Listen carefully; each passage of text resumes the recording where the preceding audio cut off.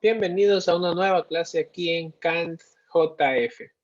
El día de hoy vamos a ver lo que son los triángulos, en este caso resolución de triángulos. ¿Qué tiene que ver en el área de trigonometría, no?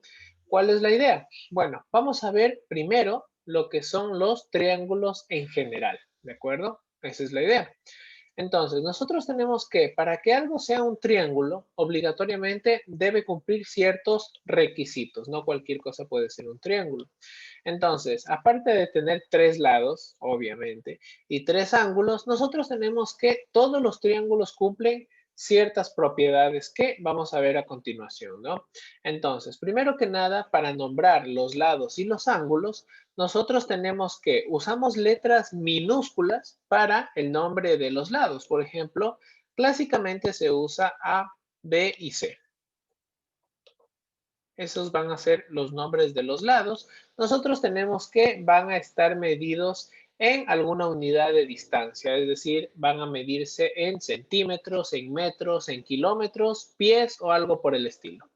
Además de eso, nosotros tenemos tres ángulos que van a tomar nombres de también A, B y C, pero en letras mayúsculas. Entonces, tener cuidado con mayúsculas y minúsculas.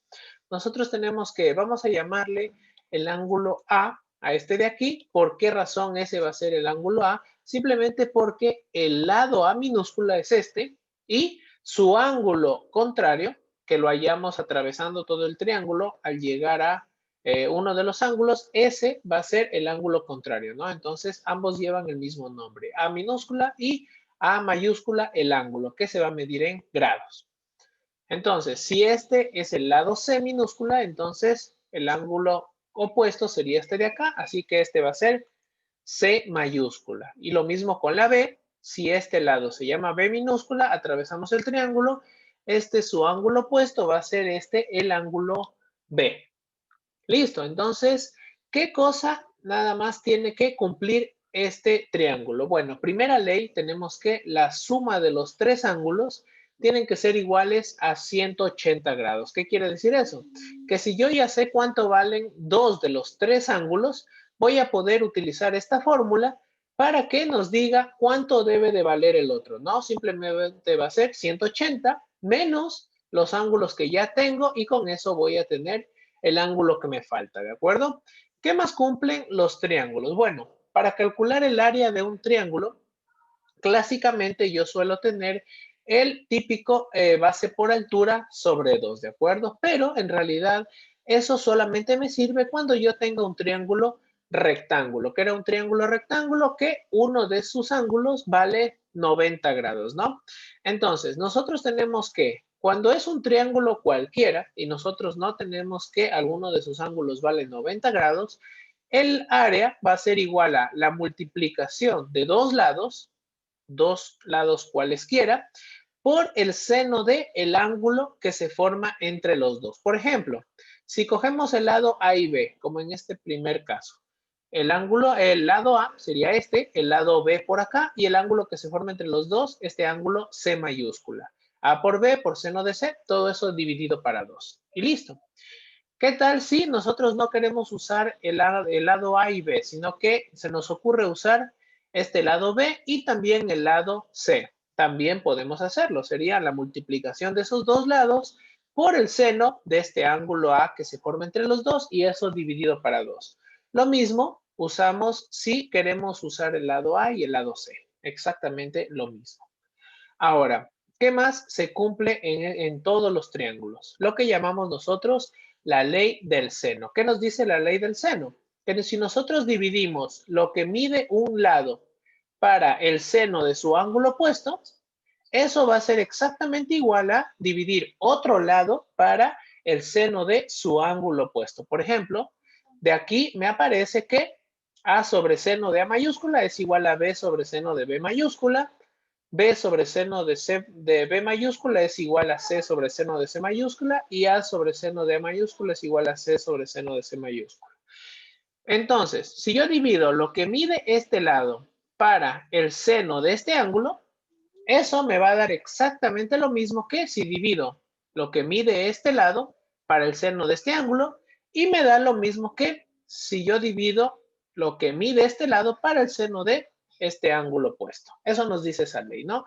Y normalmente se escribe de esta manera, pero significa estas tres cosas, ¿no? Nosotros podemos usar cualquiera de las tres, aquella que nos sirva. Entonces, ¿cuándo usamos esta ley del seno? Nosotros usamos la ley del seno cuando tengamos información de dos ángulos y un lado. Por ejemplo, si tenemos el ángulo A, el ángulo B y uno de estos dos lados, entonces usamos esto de aquí para calcular el otro lado que nos falta, ¿no?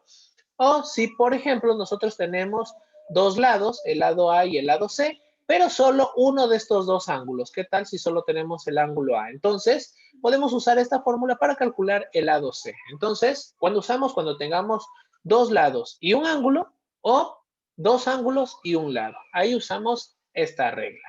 Siguiente, ¿qué más? Bueno, si nosotros tenemos que se cumple la ley del seno en todos los triángulos, también se cumple lo que llamamos la ley del coseno. ¿Cuál es la ley del coseno?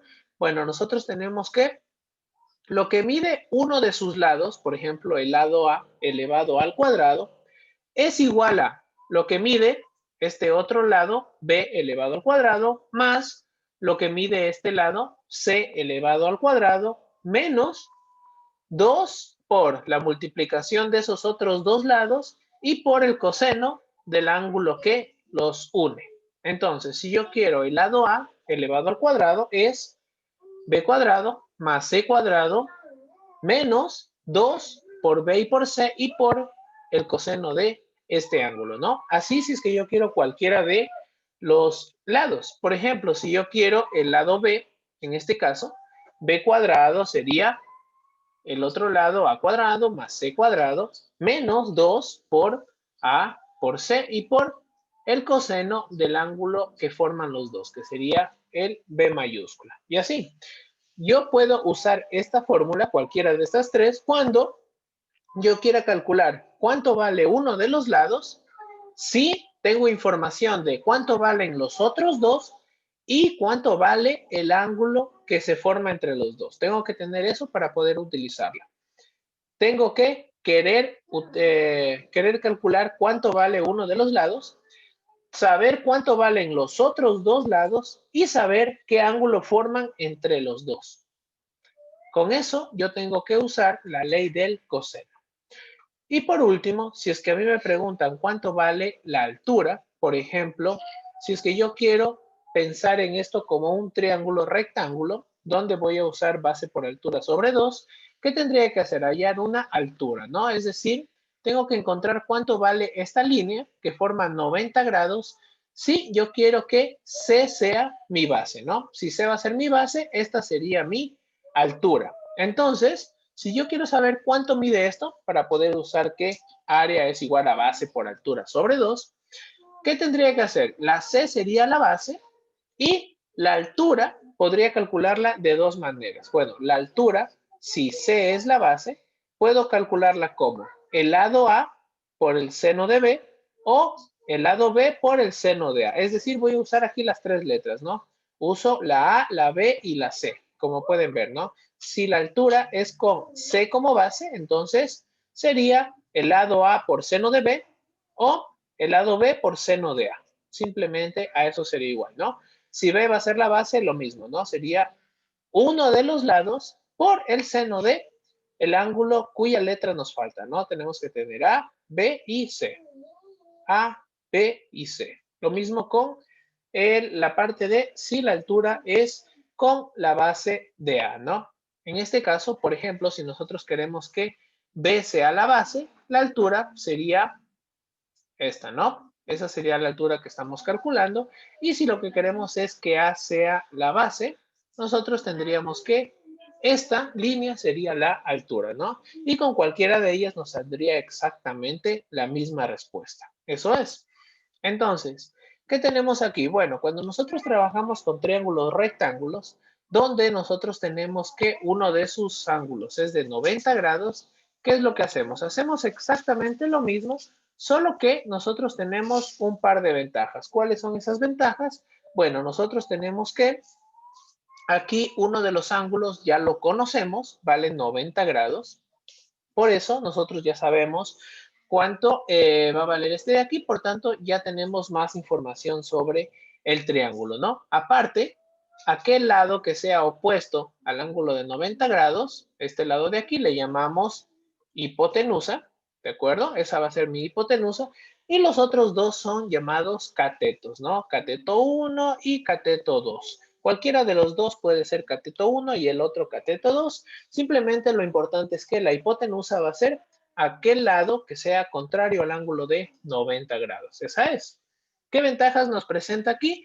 Bueno, si nosotros vemos esta ley de coseno, nosotros vamos a poder tener que, por ejemplo, si queremos calcular la hipotenusa al cuadrado, ¿a qué va a ser igual? El cateto 1 al cuadrado más el cateto 2 al cuadrado menos 2, cateto 1, cateto 2, coseno de 90 grados. Como nosotros tenemos que el coseno de 90 grados es igual a 0, entonces nos queda lo que nosotros llamamos el teorema de Pitágoras, que hipotenusa al cuadrado es igual a el cateto 1 al cuadrado más cateto 2 al cuadrado. Es decir, el teorema de Pitágoras no sería más que esta ley de coseno, donde el coseno de 90 grados nosotros tenemos que vale 0. Por tanto, se elimina este último pedazo de aquí. Eso es todo. Entonces, pero tener cuidado, ¿no? Esto solo se cumple en los triángulos rectángulos, ¿sí? Para cualquier otro tipo de triángulos tenemos que usar todo esto completo con este pedazo de acá. Listo, eso sería todo por hoy. Espero que haya quedado comprendido de qué se trata esto de aquí y nos vemos en una próxima clase. Que estén muy bien. Hasta luego.